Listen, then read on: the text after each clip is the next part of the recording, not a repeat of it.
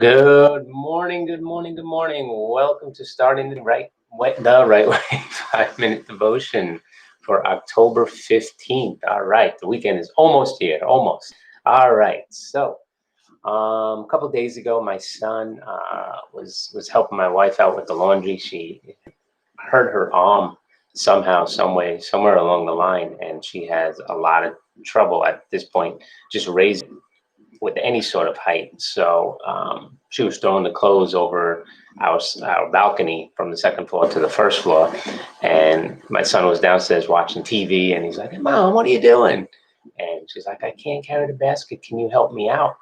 And so he's like, "Sure, Mom." So he paused his program, whatever he was watching, and he brought over, probably made about 6 or 7 trips because it was a big load of laundry, and shoved it into the washer and threw the pot in there and started the washer. And he was very proud of himself because he had helped his mother. And, this is what we've taught him to do, to serve. He's part of this family and he has responsibilities to this family too. And so I just got to thinking about that, and that led me to these verses here in John 13. Very familiar verse. If you've been around Christianity at any length of time, or if you've gone to service right before Easter, okay, they often refer to this passage, and it comes from John 13, verses 1 through 5. It's when Jesus was washing his disciples' feet. The New Living Translation puts it this way: before the Passover celebration, it's early, guys, sorry, Jesus knew that his hour had come to leave this world and return to his Father. He had loved his disciples during his ministry on earth, and now he loved them to the very end. It was time for supper, and the devil had already prompted Judas, son of Simon Iscariot, to betray Jesus.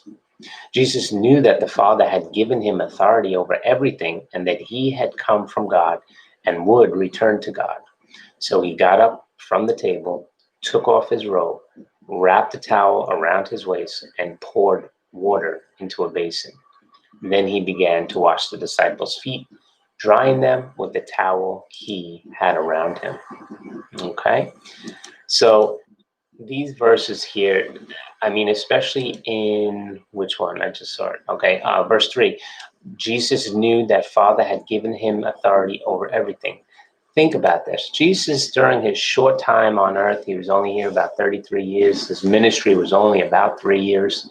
But every single minute, every single second, he was modeling, he was exemplifying what to do, how we should live. Because don't forget, he came here as a human. He experienced our pain, our hurts, our joys, our celebrations.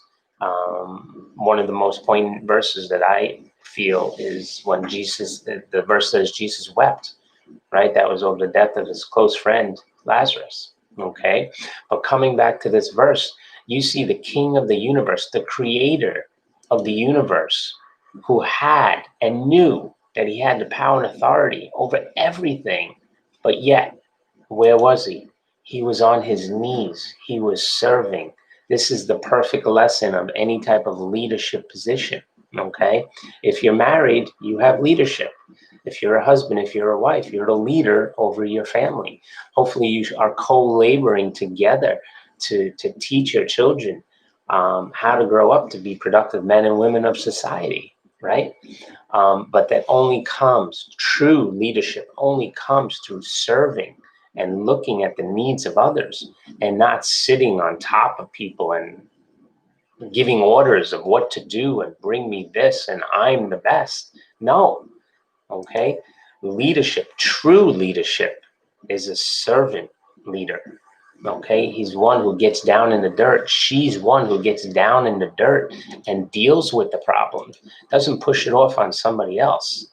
Okay, so if you're in any sort of position, and really any walk in life, there is a leadership position, whether it's over one person, whether it's over yourself, or whether it's over a company of 1,000, 2,000, 50,000 people. Every position that we have is a leadership position. Even if you are an entrepreneur by yourself, right?